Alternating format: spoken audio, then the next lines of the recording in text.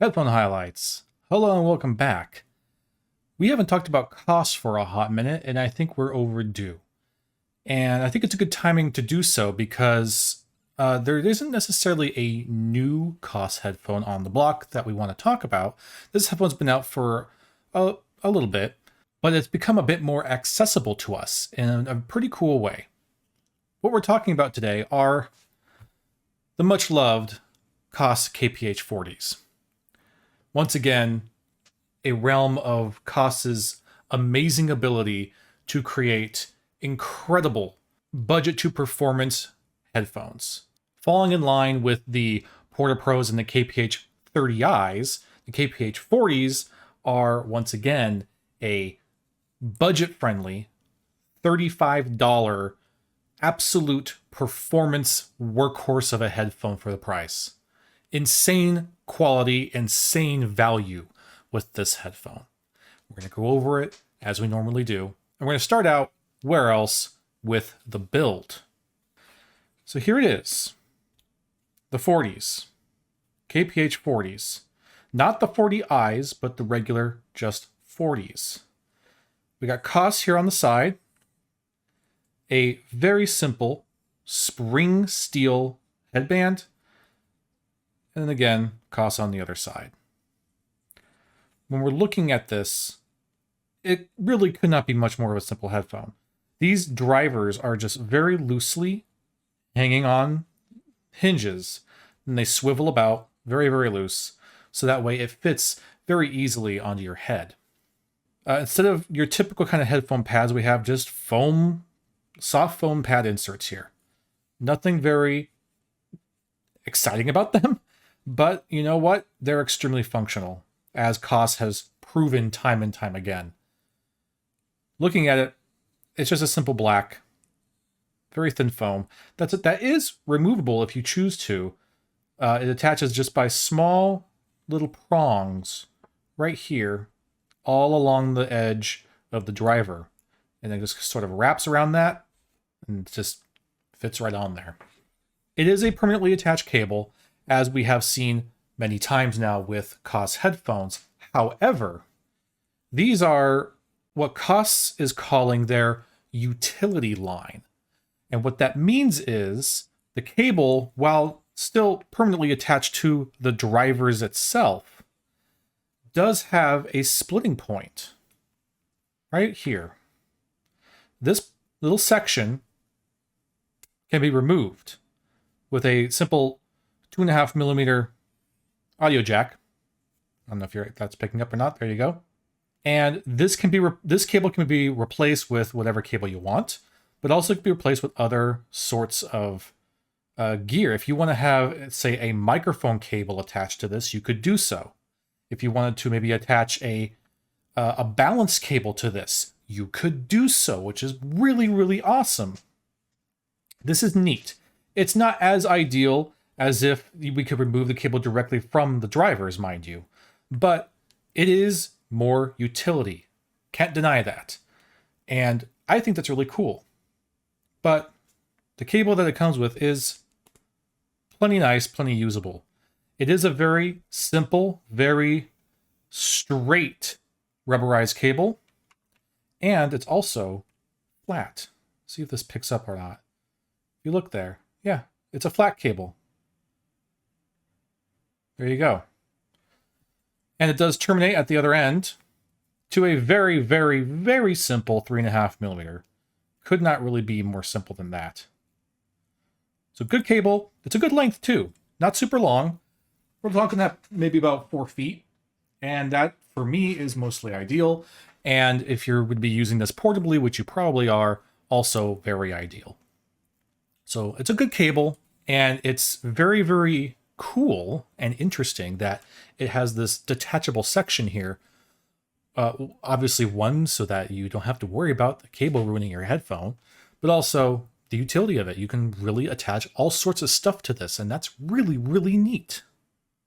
The way that the headphone adjusts is also very simple. We just have a simple sliding mechanism right here on the side. It slides up, it slides down, and that's all there is to it. Slide, slide. It's a good slide too. It doesn't slide super easily. So you're able to kind of really pinpoint certain positions and it will stay there. For me, I tend to have to use it when it is most open for my head. So it may not be the best option for very, very large heads, but I have a fairly large head myself, and this fits me just fine. So there's our build. Very, very simple stuff. And it is, as you can imagine, weightless. This thing doesn't weigh a thing. It's the smallest, simplest design that you can imagine. It weighs nothing. It's just like having a bracelet in your hand. On the inside here, it's going to be difficult for the camera to pick this up, but there are indicators for your right channel and your left channel, indicated both by the L and R and by the red and blue. So yes, it is a great and simple design, but one that up until recently has been limited to just this aesthetic. This kind of soft gunmetal grayish look with some black accents is pretty much the only option we had for this headphone until recently. Because Koss, like they did with the Porta Pros, has done a partnership with Drop and has come out with a variant. So now we have our standard silver, grayish, and black accented aesthetic along with Drop's signature all black aesthetic. And you might also notice some different color pads on there. When we look at these side by side, the construction is identical. Exact same build. But yes, one, the Koss brand is a more gunmetal silver, while the Drop variant is all black. Both say Koss on the left channel driver. However, on the right channel driver, we have Drop on the Drop variant. And of course, the most obvious change here are these pads. Now, do not be mistaken. These are not the Yaxi pads that are so often paired with the KPH-40s. These are still Koss pads. What Drop has done is they are releasing this headphone with some additional pads. In fact, a whole bag of them. You get 3 pairs. 2 of the blue, 2 of the red, and 2 black, just like they would come standard. So this does not really impact anything in terms of the performance of the headphone. They are the exact same foam pads, but it does have a much more interesting aesthetic. And being an audio nerd myself, having the red and blue is an obvious choice for me. I love the look of it. Do I really prefer the all black over the gray and black? Not particularly, but I also don't hate it. I don't love it. I don't hate it. I think it's nice to have for both. I think both look great. And I really cannot complain about the build or the aesthetic at all. I think that it's an amazing, amazing headphone. And while it is very similar in design to that of maybe the KPH-40Is, I don't think there is any doubt that it is a bit of a more modern aesthetic. If we were to compare them directly, here's our KPH-40s. And then here next to them are the 30s. 30s are significantly more bulky and definitely still maintain that kind of 90s style library aesthetic. Whereas the 40s certainly look a lot more modern. So if you really didn't like the design of the 30Is and you wanted to have a much more modern design, you didn't like having that kind of more retro feel, then the 40s might be a better way to go for you. Okay, so there's your build. How about the comfort? Well, again, this headphone weighs absolutely nothing. So we're not dealing with hardly any discomfort anywhere. Nothing on the head, hardly anything on the ear. The only moderate amount of discomfort you can expect is that this is an on-ear headphone, not an over-ear headphone. If you are, like me, a little bit sensitive to having things on your ears as opposed to around them, then sure, you might have a little bit of discomfort over time, but it's pretty excellent. This headband is very, very malleable. If I really wanted to, I could really bend this to have any amount of shape I want, as well as any amount of clamp force that I want. Out of the gate, the clamp force is there. It's not a tremendous amount of clamp force, but it has to be enough for it to stay on your head, because obviously there is not any amount of surface on the headband to be able to hold it onto your head. So it has to rely very much on clamp force to keep the headphone on your head. That being said, if you do feel that the clamp force is too much for you, you really could just bend this headband and that would make it looser for you. It will change the sound performance as well, so be careful. It's very light, and these pads, while very, very simple, are pretty nice. They're soft to the touch, as you can see here. There's not a tremendous amount of padding, but what is there is soft. And because these are so light, they don't require much padding. So I have not only been able to wear these for long periods of time, but I use these for my day job in my office at work. I listen to these all day, every day, wearing them on my ears. And even for someone who is very susceptible to the discomfort of having on-ear headphones, I'm able to get through my day without any problem. So I think that the comfort, even with that pressure, is pretty excellent. Something I will point out is that these drivers are much, much more round, like perfectly round, as compared to the 30Is, which have a more general ear shape. So I will put out there that I believe that when it comes to the on-ear fit, I do think that the 30s have a slight edge. I do feel that the 30s just fit a little bit better on the ear because there's just a little bit more surface area. It's not a perfect circle. It's more of an ear shape. It just kind of makes sense. So I will point that out there, that while the comfort is very, very similar to that of the 30Is, it is going to be a little different because this is a very different amount of surface to your ear. So where does it sit in our comfort scale? Pretty close to the 30Is. Close enough that I'd say they're the same in terms of their comfort.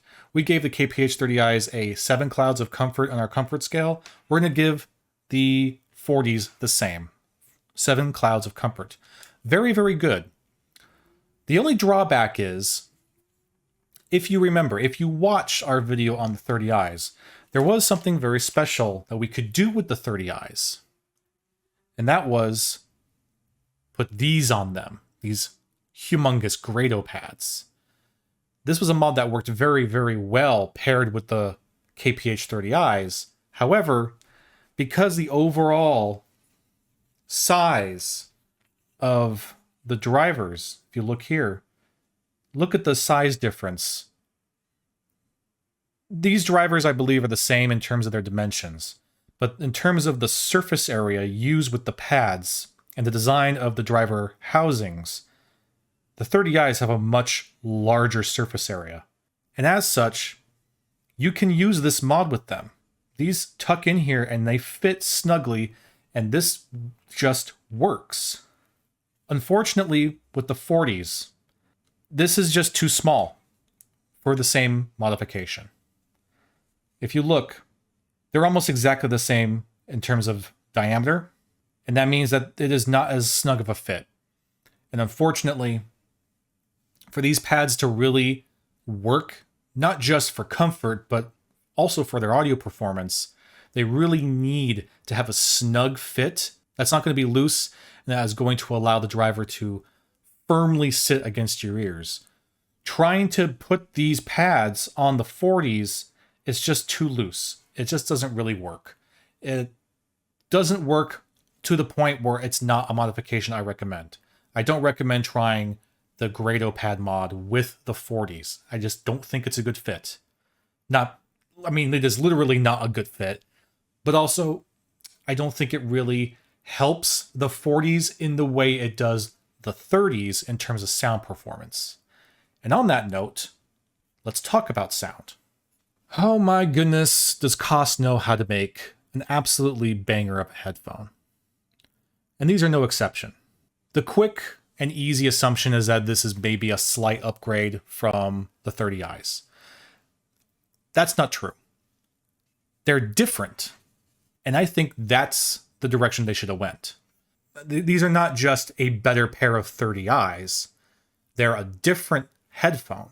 They sound different. Yes, they still have that Koss sound signature, but unlike where the 30i was very much a direct upgrade in almost every area from the Porta Pros, the 40s just do something different, and they do it in a very good way.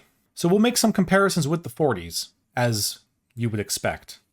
But overall, we're talking about an incredible dollar to performance value here.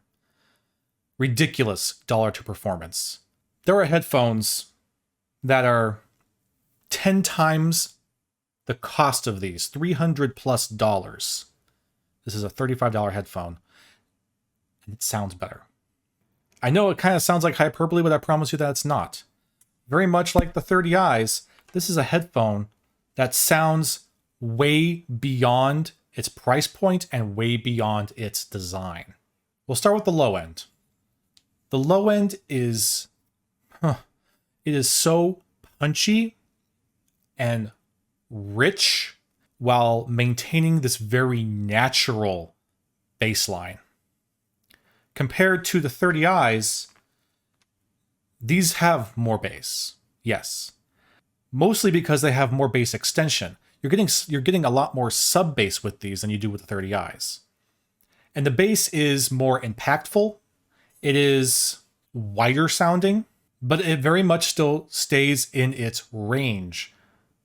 You get more low end, you get more of that bass, and you also get some more of the mid bass, but that's where it stops. It doesn't really bleed much into your mid range, similar to the 30i's.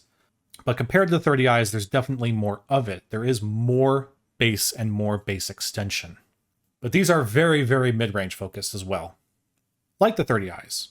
But where the 30i's were more of a mid-range and high-mid focused headphone, these go the other way, where they are a mid-range and mid-bass focused headphone. So similar, right? Similar in their sound signature, but kind of different sides of the spectrum. More on the high mids, more on the low mids, and more bass extension. Just like with the 30i's, the mid-range is forward and very, very well detailed and very, very well separated. Vocals compared to the 30i's are almost just as intimate. They may be slightly more pushed away, just a hair, but the detail that you're getting from the voices now, from your vocals, is absolutely wonderful.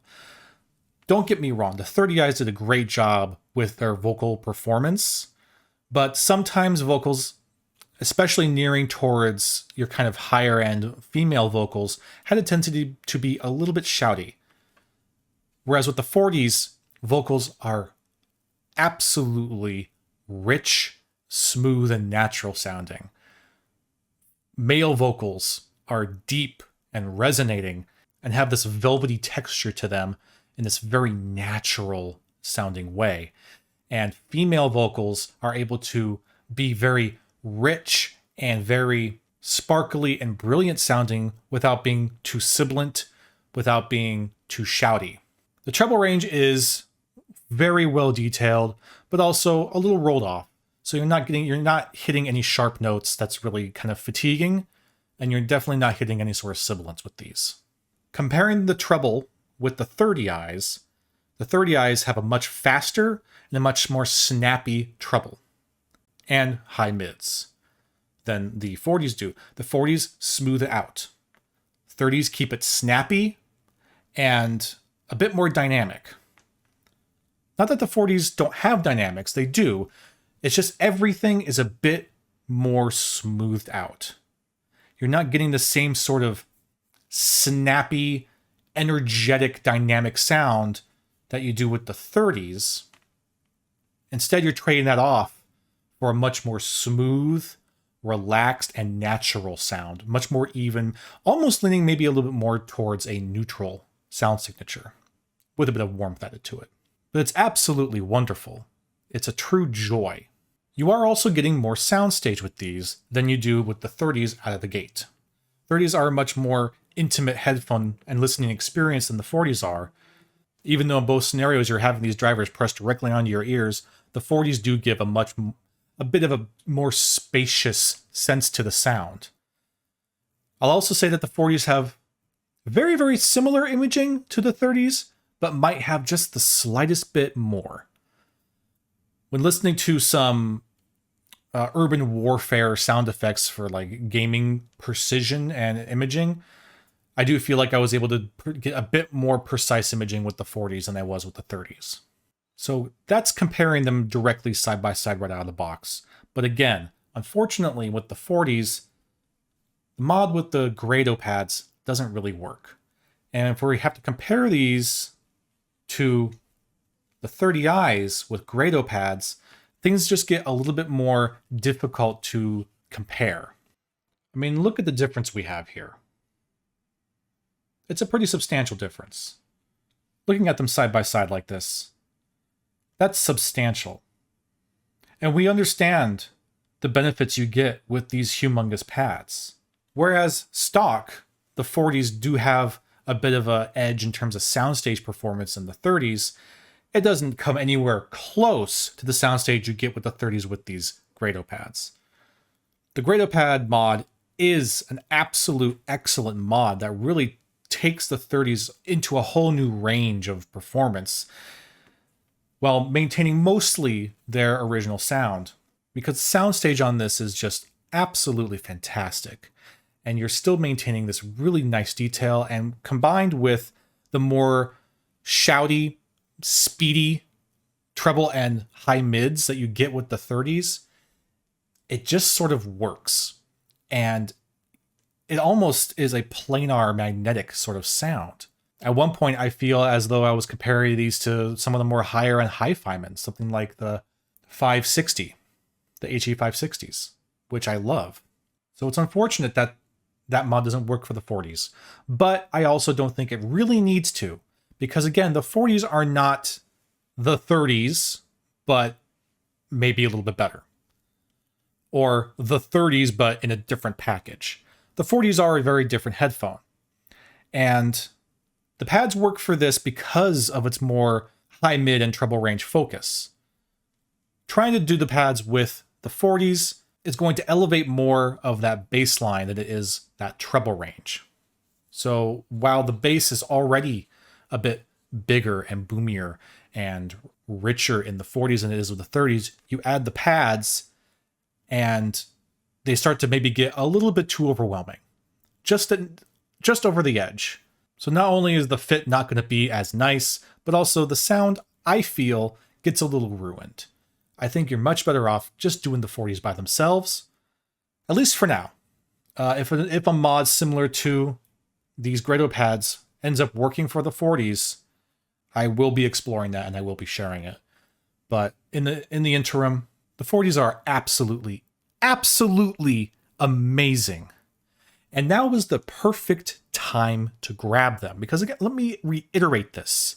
This is a $35 headphone that competes with headphones 10 times its price. The sound performance on this is outrageous. Outrageous. And absolutely everyone should be trying it. And with the holidays right around the corner, Christmas just a few weeks away from the recording of this video, this is your stocking stuffer right here. This is what's going to win in the gift giving exchange. This. No one's going to expect it. No one's going to have any idea what you just gave them. What is this Walmart bought little dinky headphone you got me? What is this thing?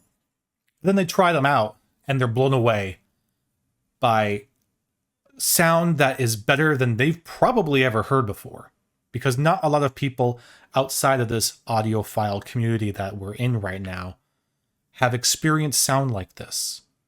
This is going to blow minds. And if you want to introduce someone to genuine, high fidelity, amazing audio, this is your entry point. Buy these things, put them in their frickin' stocking, and really give them an amazing Christmas experience. That's my suggestion. These are amazing. You should buy them if you don't already have them. And at the very, very least, buy them for someone else. Incredible. If you want some extra pads and this all black color scheme, get them from Drop.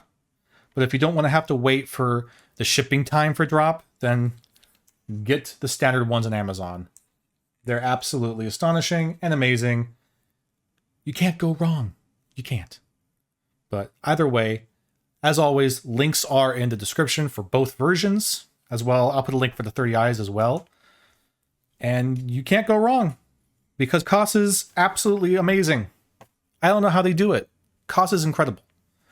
And I really cannot wait to see what they do next. But thank you very much. Hope you enjoyed this. And happy holidays. And if I don't see you before, have a wonderful new year as well. Thank you.